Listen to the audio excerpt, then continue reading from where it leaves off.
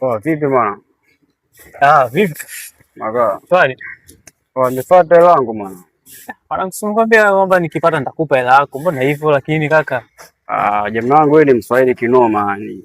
Jana nimepokea mshahara mwanangu. Nipe changu mwanangu mimi nitembee. Hizo taarifa umetoa wapi kaka? Ningekuwa nimepata hela mimi singekupatia hela. Mwanangu, sikia mwanangu. Mambo yasiwe mengi. Mkinipa hela yangu fresh na malizana fresh kabisa. Mimi ndo zangu mwanangu. Wangu kijua subira kigumu hichi. Kwa hiyo mimi nikipata hela yako nitakupa tu kaka, haina shida. Kwa mwanangu sikia, mimi sitaki nikuchekee leo mwanangu. Undugu mimi naweka pembeni ushikaji. Leo mwanangu nipe hela yangu. Kwa nini sasa mpaka ifikie huko kaka? Kwa mwanangu wabaya mwanangu.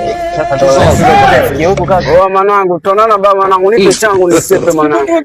Kwa mwanangu nipe changu mwanangu nipe langu mwanangu. Sibunduki huko. Kwa nipe langu. Basi. Kwa fanya changu nipe langu. Nipe langu. Tatu hela yako kaka. Nipe langu, leta langu. Kwa